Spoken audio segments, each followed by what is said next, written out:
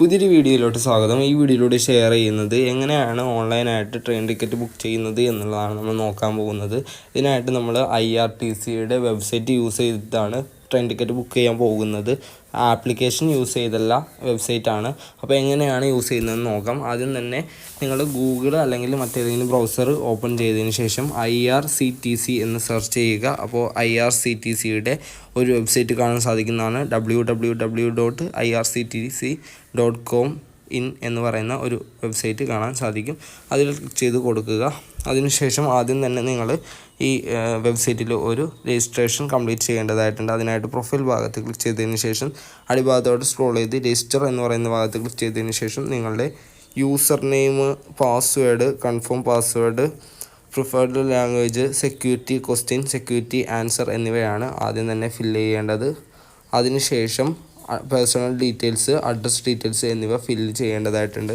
ആദ്യത്തെ ഇൻ്റർഫേസിൽ ചോദിച്ചിരിക്കുന്ന basic details ഫിൽ ചെയ്തതിന് ശേഷം കണ്ടിന്യൂ എന്ന് പറയുന്ന ഭാഗത്തായിട്ട് ക്ലിക്ക് ചെയ്ത് കൊടുക്കുക. അപ്പോൾ പേഴ്സണൽ ഡീറ്റെയിൽസ് എൻ്റർ ചെയ്യാനുള്ള ഭാഗമാണ് വരുന്നത്. ഇവിടെ ചോദിക്കുന്നത് ആദ്യം തന്നെ നെയിം ഡീറ്റെയിൽസ് ആണ്. First name, middle name, last name എന്ന് പറയുന്ന ഫോർമാറ്റിലായിരിക്കണം നെയിം കൊടുക്കേണ്ടത് എന്ന് പറയുന്നുണ്ട്. പിന്നെ ഇതിൻ്റെ അടിഭാഗത്തായിട്ട് ഇൻഫോ എന്ന് പറയുന്ന ഭാഗത്തായിട്ട് സൂചിപ്പിച്ചിട്ടുണ്ട്. Please provide your exact name as per Aadhaar to avail Aadhaar based benefits on IRCTC e ticketing website എന്ന് പറയുന്ന ഒരു ഇൻഫോ വന്നിട്ടുണ്ട്. കാര്യം നിങ്ങളുടെ ആധാർ കാർഡിലത്തെ നെയിം തന്നെ ഇവിടെ എൻ്റർ ചെയ്ത് കൊടുക്കുക. എന്നാൽ മാത്രമാണ് നിങ്ങൾക്ക് IRCTC ഉപയോഗിച്ചുകൊണ്ടുള്ള ആധാർ ബേസ്ഡ് ആയിട്ടുള്ള ബെനിഫിറ്റ്സുകൾ ക്ലെയിം ചെയ്യാനായിട്ട് സാധിക്കുകയുള്ളൂ. അതിനുശേഷം നിങ്ങളുടെ ഒക്യുപ്പേഷൻ സെലക്ട് ചെയ്ത് കൊടുക്കുക, ഡേറ്റ് ഓഫ് ബർത്ത്, അതേപോലെ തന്നെ marital status, gender, email ID, mobile number, nationality. ഈ ഇൻ്റർഫേസിൽ ചോദിച്ചിരിക്കുന്ന പേഴ്സണൽ ഡീറ്റെയിൽസുകളെല്ലാം ഫിൽ ചെയ്ത ശേഷം കണ്ടിന്യൂ എന്ന് പറയുന്ന ഭാഗത്തായിട്ട് ക്ലിക്ക് ചെയ്ത് കൊടുക്കുക. അടുത്തതായിട്ട് അഡ്രസ് ഡീറ്റെയിൽസുകൾ എൻ്റർ ചെയ്യാനുള്ള ഭാഗത്തോട്ടാണ് വരുന്നത്. ഈ ഭാഗത്ത് ചോദിച്ചിരിക്കുന്ന എല്ലാ ഡീറ്റെയിൽസും എൻ്റർ ചെയ്യുക. അതിനുശേഷം അടുത്ത സ്റ്റെപ്പിലോട്ട് കടക്കാൻ സാധിക്കുന്നതാണ്. ഇവിടെ ചോദിച്ചിരിക്കുന്ന അഡ്രസ് ഡീറ്റെയിൽസ് കൊടുത്ത ശേഷം റെസിഡൻഷ്യൽ അഡ്രസ്സ് തന്നെയാണ് ഓഫീസ് അഡ്രസ്സ് എന്നുണ്ടെങ്കിൽ അത് യെസ് എന്ന് കൊടുക്കുക. അല്ല എന്നുണ്ടെങ്കിൽ നോ കൊടുത്തതിന് ശേഷം ഓഫീസ് അഡ്രസ്സ് വേറെ നിങ്ങൾക്ക് കൊടുക്കാൻ സാധിക്കും. അതിനുശേഷം ഒരു ചെക്ക് ബോക്സ് കാണാൻ സാധിക്കും. അതിൽ ക്ലിക്ക് ചെയ്ത് കൊടുക്കുക. SMS-ഉം ഇമെയിൽ അപ്ഡേഷനുമായി ബന്ധപ്പെട്ടുള്ള കാര്യങ്ങളാണ്. അത് ഓപ്ഷണലാണ്. അപ്പോൾ അതിൽ നിങ്ങൾ ജസ്റ്റ് ക്ലിക്ക് ചെയ്ത് കൊടുക്കുക. അതിനുശേഷം അടിഭാഗത്തായിട്ട് ഒരു ക്യാപ്ച കോഡ് കാണാനായിട്ട് സാധിക്കുന്നതാണ്. ആ ക്യാപ്ച കോഡ് ഇവിടെ കറക്റ്റായി തന്നെ എൻ്റർ ചെയ്ത് കൊടുക്കുക. അടുത്തതായിട്ട് നിങ്ങൾക്ക് കാണാൻ സാധിക്കുന്നത് ഒരു ചെക്ക് ബോക്സ് കൂടിയുണ്ട്. അതിലേക്കും കൂടി ക്ലിക്ക് ചെയ്തതിന് ശേഷം രജിസ്റ്റർ എന്ന് പറയുന്ന ഭാഗത്തായിട്ട് ക്ലിക്ക് ചെയ്ത് കൊടുക്കുക.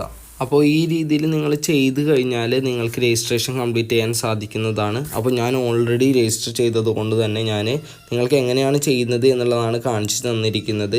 ഇനിയിപ്പോൾ ലോഗിൻ ഭാഗത്തോട്ട് വന്നതിന് ശേഷം നിങ്ങൾക്ക് ലഭിച്ചിരിക്കുന്ന ആ യൂസർ നെയിമും പാസ്വേഡും ഇവിടെ എൻ്റർ ചെയ്ത ശേഷം ഒരു ക്യാപ്ച കോഡ് കൂടി അടിഭാഗത്ത് കാണാനായിട്ട് സാധിക്കുന്നതാണ്. ആ ക്യാപ്ച കോഡ് കൂടി എൻ്റർ ചെയ്ത് കൊടുക്കണം. അതിനുശേഷം നിങ്ങൾക്ക് അടിഭാഗത്ത് കാണുന്ന ഒരു ചെക്ക് ബോക്സ് കൂടി കാണാൻ സാധിക്കും. ആ ഭാഗത്ത് കൂടി ക്ലിക്ക് ചെയ്ത ശേഷം സൈൻ ഇൻ എന്ന് പറയുന്ന ഭാഗത്തായിട്ടാണ് ക്ലിക്ക് ചെയ്യേണ്ടത്. അപ്പോൾ നിങ്ങൾ ചെക്ക് ബോക്സിൽ ക്ലിക്ക് ചെയ്യുന്ന സമയത്ത് ഇങ്ങനെ ഒരു ഇൻ്റർഫേസ് വരുന്നതാണ്. പോപ്പപ്പ് വിൻഡോ ആയിട്ട് പ്രൊസീഡ് കൊടുത്തതിന് ശേഷം സൈൻ ഇൻ എന്ന് പറയുന്ന ഭാഗത്തായിട്ട് ക്ലിക്ക് ചെയ്ത് കൊടുക്കുക. അപ്പോൾ നിങ്ങളുടെ മൊബൈൽ നമ്പറിലോട്ട് ഒരു OTP വരുന്നതാണ്. ആ OTP ഇവിടെ എൻ്റർ ചെയ്ത ശേഷം സബ്മിറ്റ് OTP കോഡ് എന്ന് പറയുന്ന ഭാഗത്ത് ക്ലിക്ക് ചെയ്ത് കഴിഞ്ഞാൽ നിങ്ങൾക്ക് ഈ വെബ്സൈറ്റിലോട്ട് കയറി വരാനായിട്ട് സാധിക്കുന്നതാണ്. അപ്പോൾ ട്രെയിൻ ടിക്കറ്റ് ബുക്ക് ചെയ്യാനായിട്ട് ബുക്ക് ടിക്കറ്റ് എന്ന് പറയുന്ന ഭാഗത്ത് വന്നതിന് ശേഷം ഫ്രം സ്റ്റേഷനാണ് ആദ്യം തന്നെ കൊടുക്കേണ്ടത്. നിങ്ങൾക്ക് ഏത് സ്റ്റേഷനിൽ നിന്നാണോ കയറേണ്ടത് ആ സ്റ്റേഷൻ നിങ്ങൾ അവിടെ എൻ്റർ ചെയ്ത് കൊടുക്കുക. ടു സ്റ്റേഷൻ എന്ന് പറയുന്ന ഭാഗത്തായിട്ട് നിങ്ങൾ ഏത് സ്റ്റേഷനിലാണോ ഇറങ്ങാനായിട്ട് ഉദ്ദേശിക്കുന്നത് ആ സ്റ്റേഷൻ്റെ നെയിം കൂടി അവിടെ എൻ്റർ ചെയ്ത് കൊടുക്കുക. അടുത്തതായിട്ട് ഡേറ്റ് ആണ് ചോദിക്കുന്നത്. നിങ്ങൾ ട്രാവൽ ചെയ്യാനായിട്ട് ഉദ്ദേശിക്കുന്ന ഡേറ്റ് ഏതാണ് അത് കലണ്ടറിൽ നിന്ന് സെലക്ട് ചെയ്ത് കൊടുക്കുക. അടുത്തതായിട്ട് ഏത് ക്ലാസ്സിലാണ് നിങ്ങൾക്ക് യാത്ര ചെയ്യേണ്ടത് എന്നുള്ളതാണ് ഇവിടെ ചോദിക്കുന്നത്. അപ്പോൾ നിങ്ങൾക്ക് എല്ലാ ക്ലാസ്സുകളും കാണാൻ സാധിക്കുന്നതാണ്. അപ്പോൾ നിങ്ങൾ സെലക്ട് ചെയ്യുന്നതിനനുസരിച്ച് സോർട്ട് ചെയ്തിട്ട് ആ ക്ലാസ്സിലത്തെ ടിക്കറ്റുകൾ മാത്രം കാണിക്കുന്നതാണ്. അപ്പോൾ ഞാനിവിടെ ഓൾ ക്ലാസ്സസ് എന്നുള്ളത് കൊടുക്കുന്നുണ്ട്. അടുത്തതായിട്ട് ടിക്കറ്റ് ടൈപ്പാണ് ചോദിക്കുന്നത്.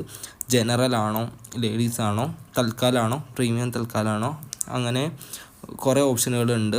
ഡിസബിലിറ്റി ഉള്ളവർക്കുള്ള കാറ്റഗറി ആണോ, ഏതാണ് എന്നുള്ളതാണ് ഇവിടെ നിന്ന് ചോദിക്കുന്നത്. അപ്പോൾ അത് നിങ്ങൾ സെലക്ട് ചെയ്ത് കൊടുക്കുക. ഞാനിവിടെ ജനറലാണ് ക്ലിക്ക് ചെയ്യുന്നത്. പെട്ടെന്ന് നിങ്ങൾ യാത്ര ചെയ്യാനൊക്കെ നോക്കുന്ന സമയത്ത് തൽക്കാലം അല്ലെങ്കിൽ പ്രീമിയം തൽക്കാലമൊക്കെ യൂസ് ചെയ്യാൻ പറ്റും.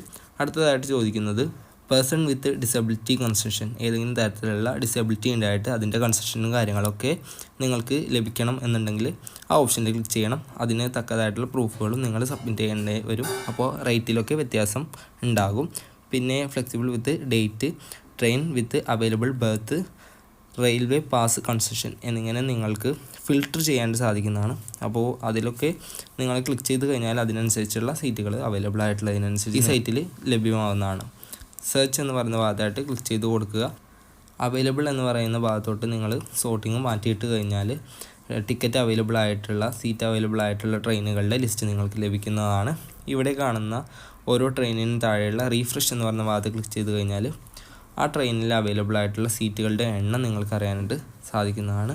അപ്പോൾ ഇവിടെ നോക്കുകയാണെന്നുണ്ടെങ്കിൽ ഇന്നത്തെ ഡേറ്റ് വെച്ച് നോക്കിയപ്പോൾ ഇന്ന് ടിക്കറ്റ് ക്ലോസ് ചെയ്തിട്ടുണ്ട്. അപ്പോൾ ഞാനിപ്പോൾ ട്രെയിൻ എടുത്തതിന് ശേഷമാണ് ഇവിടെ നോക്കുന്നത്, അതുകൊണ്ട് തന്നെ ആ ടിക്കറ്റില്ല. ഇനി നാളത്തേക്കുള്ള ടിക്കറ്റാണ് ഇവിടെ കാണിക്കുന്നത്.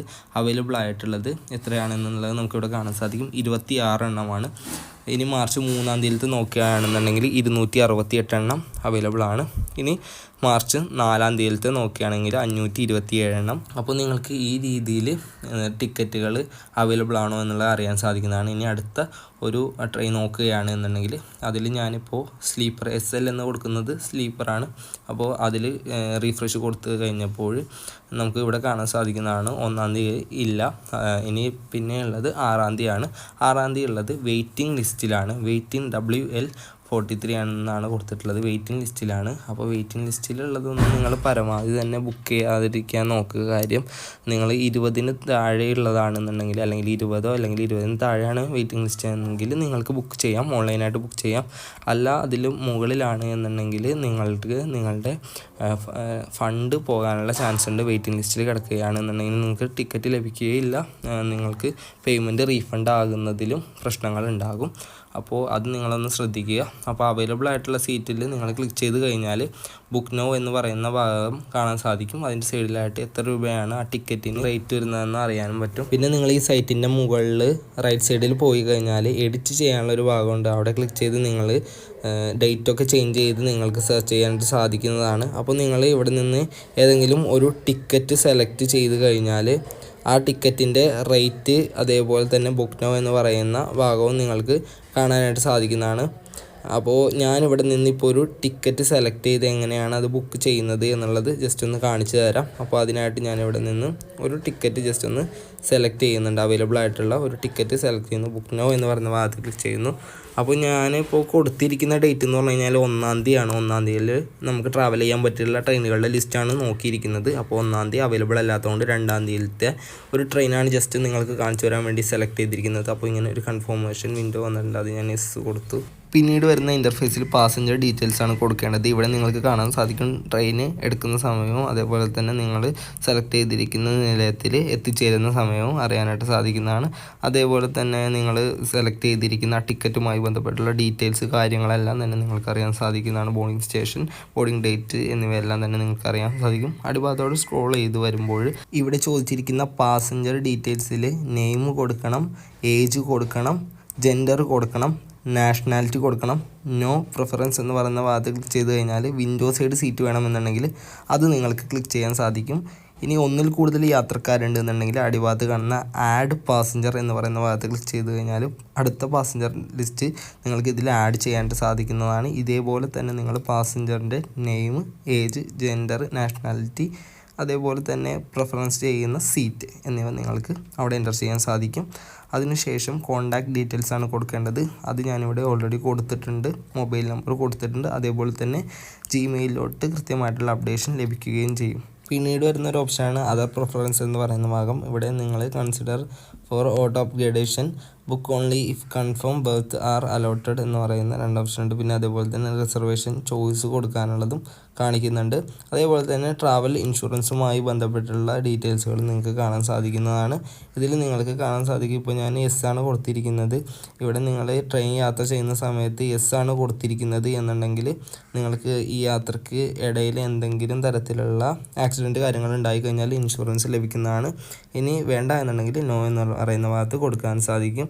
പിന്നെ അടുത്തതായിട്ട് ചോദിക്കുന്നത് പേയ്മെൻറ്റ് മോഡാണ്. 2 രീതിയിലാണ് പേയ്മെൻറ്റ് ചെയ്യാൻ സാധിക്കുന്നത്. നിങ്ങൾക്ക് credit, debit card, net banking, wallets, Bharat QR pay on delivery എന്നിവയെല്ലാം യൂസ് ചെയ്തുകൊണ്ടുള്ള ഒന്നാമത്തെ ഓപ്ഷൻ ഉണ്ട്. അതേപോലെ തന്നെ രണ്ടാമത്തെ ഓപ്ഷനായിട്ടുള്ള പേ ത്രൂ ഭീം ഓർ UPI എന്ന് പറയുന്ന ഓപ്ഷൻ ഉണ്ട്. അപ്പോൾ നിങ്ങൾക്ക് ഇതിൽ രണ്ടും ഉപയോഗിക്കുന്ന സമയത്ത് വരുന്ന ഫീസ് കാര്യങ്ങളെല്ലാം കാണാൻ സാധിക്കുന്നതാണ്. ടിക്കറ്റ് ചാർജിൻ്റെ ഒപ്പം തന്നെ അഡീഷണലായിട്ട് 15 രൂപയാണ് ഡെബിറ്റ് കാർഡ്, നെറ്റ് ബാങ്കിങ് ഒക്കെ തുടങ്ങിയിട്ടുള്ള ഒന്നാമത്തെ ഓപ്ഷൻ യൂസ് ചെയ്യുമ്പോൾ നിങ്ങൾക്ക് വരുന്നത്.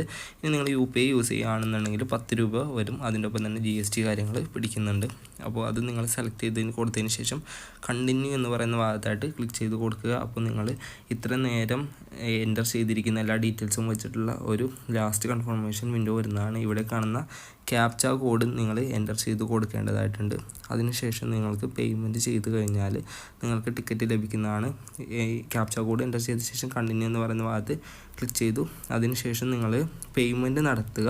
പേയ്മെൻറ്റ് നടത്തി കഴിഞ്ഞാൽ നിങ്ങൾക്ക് നിങ്ങളുടെ ടിക്കറ്റ്, അതേപോലെ തന്നെ സീറ്റ് നമ്പർ, അലോട്ട് ചെയ്തിരിക്കുന്നത് ഏത് ബോഗിയാണ് എന്നുള്ളതെല്ലാം തന്നെ നിങ്ങൾക്ക് അറിയാൻ സാധിക്കും. കോച്ച് നമ്പർ എല്ലാം ഉൾപ്പെടെ കാണാൻ സാധിക്കുന്നതാണ്. അപ്പോൾ ഇവിടെ നോക്കുകയാണെന്നുണ്ടെങ്കിൽ ഫെയർ സമ്മറി നോക്കുന്ന സമയത്ത് ടിക്കറ്റ് ചാർജായിട്ട് വന്നിരിക്കുന്നത് 120 രൂപയാണ്. അതേപോലെ തന്നെ ഈ പ്ലാറ്റ്ഫോമിൻ്റെ ഫീ, അതേപോലെ തന്നെ GST എന്നിവ ഉൾപ്പെടുത്തി ട്രാവൽ ഇൻഷുറൻസ് കൂടി ഉൾപ്പെടുത്തിക്കൊണ്ട് 132 രൂപയായിട്ടുണ്ട്. അപ്പോൾ 12 രൂപ അധികം വന്നിട്ടുണ്ട്. അത് കണ്ടിന്യൂ കൊടുത്ത് നിങ്ങൾക്ക് പേയ്മെൻറ്റ് ചെയ്ത് കഴിഞ്ഞാൽ ടിക്കറ്റ് ലഭിക്കുന്നതാണ്. ഈ ഇൻ്റർഫേസിൽ തന്നെ നിങ്ങൾക്ക് ടിക്കറ്റ് ലഭിക്കും. അത് നിങ്ങൾക്ക് സ്ക്രീൻഷോട്ട് എടുത്തോ അല്ലെങ്കിൽ ഡൗൺലോഡ് ചെയ്തോ യൂസ് ചെയ്യാൻ പറ്റും. അതേപോലെ തന്നെ നിങ്ങളുടെ ജിമെയിലോട്ടും ഇതിൻ്റെ സോഫ്റ്റ് കോപ്പി ലഭിക്കുന്നതാണ്. പിന്നെ കറക്റ്റായിട്ടുള്ള അപ്ഡേഷൻ കാര്യങ്ങൾ SMS, Gmail എന്നിവ വഴി നിങ്ങൾക്ക് ലഭിക്കുന്നതാണ്. അപ്പോൾ ഈ രീതിയിൽ നിങ്ങൾക്ക് ട്രെയിൻ ടിക്കറ്റ് വളരെ സിമ്പിളായിട്ട് ഓൺലൈനായിട്ട് ബുക്ക് ചെയ്യാൻ സാധിക്കുന്നതാണ്. കൂടുതൽ എക്സ്പ്ലെയിൻ ചെയ്തിട്ടുള്ള ഒരു വീഡിയോ കൂടി ഞാൻ അപ്ലോഡ് ചെയ്യുന്നതാണ്. അപ്പോൾ ഇത്രയുള്ള video. Thank you for watching.